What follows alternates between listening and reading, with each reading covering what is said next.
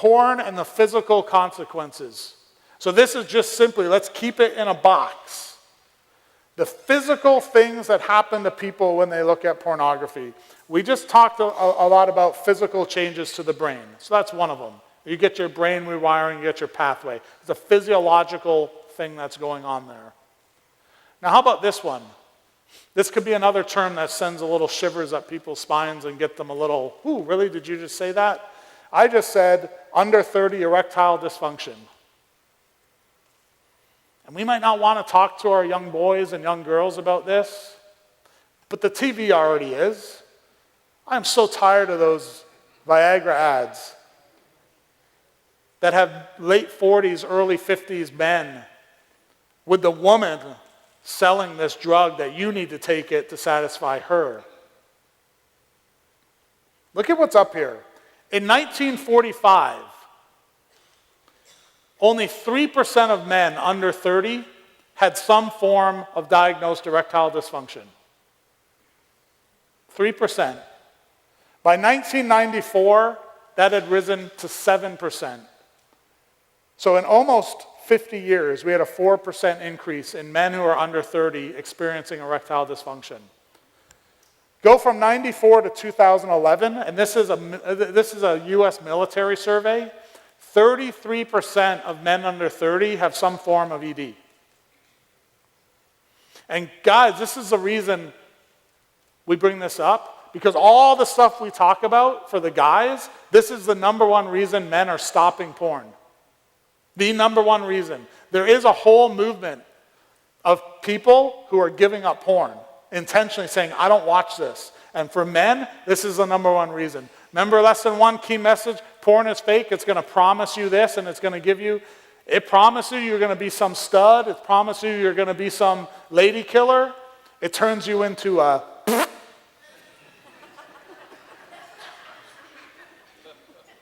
You got to know that. So why? What does this happen? What's going on here? We are not doubting real erectile dysfunction. Vascular blood pressure related erectile dysfunction exists. No problem with that. The problem is when a 35-year-old goes to the doctor with ED and is given a pill, that doctor doesn't ask about a porn addiction.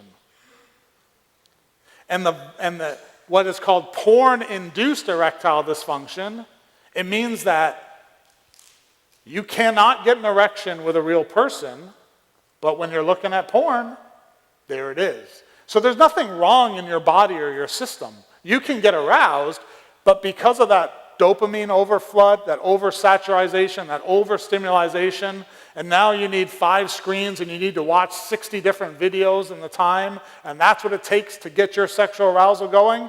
How in the world could another person compete with that? We get wives say to me all the time, I just don't think I'm enough. And I look at her and I go, you're not.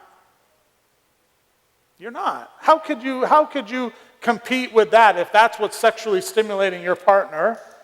You will never compete. And there are sad, sad, sad stories of people having to hold their phones over their partner's heads as they're having sex, because that's the only way they can be stimulated. Young men in this room, is that the future you want? And that's where it can go. Upwards to now 33% of men are having this issue. Again, simple solution. Don't buy Viagra, stop watching porn. You don't need a prescription for it. Free advice. That's the testimony we see. The other ones, let's just look at quickly, and you can try to jot these down as we go. Physical injury to self happens all the time, especially as we get desensitized. And we talk about people touching themselves and looking at pornography for extended periods of time, sometimes in the hours.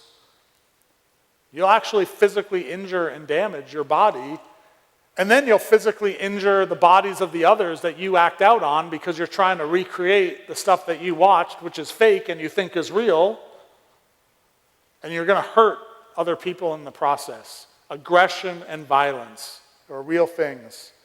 Loss of time and productivity is a real thing.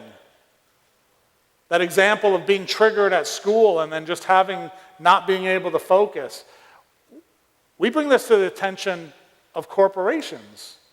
First of all, there's a massive problem in the workforce of people accessing porn at work. But even if you're not, are you creative? Are you there? Are you physically able to perform your tasks as a result of this addiction and where your mind is at? This one sometimes people laugh at, but property damage. Fine. I think we all know if you're not careful, your computers get sucked up pretty quick with viruses and they get damaged, but you don't know how many groups I've been in and how many stories I've heard of guys talking about the accidents they got in while they were masturbating driving. It happens. And you're telling me you're in control of your sexuality when you can't even get to the store to buy milk and not masturbate? There is no self-control there. Guys are doing that more than you know or want to know. Connection to physical acting out beyond viewing pornography. Again, not hyperizing this, but this idea that for some people, and all of this fantasy and connection, at some point, we got to go find it in real life. And you're not going to ask your wife to do those things. Or the wife isn't going to ask the husband to do those things. So now we start getting involved into the sex industry, which I know there's a lot of movements around human trafficking, and that's great.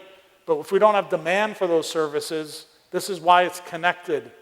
And they're grooming. We talked about 90% free. They're grooming us to be their customers. We've got to recognize that. Loss of jobs happens all the time.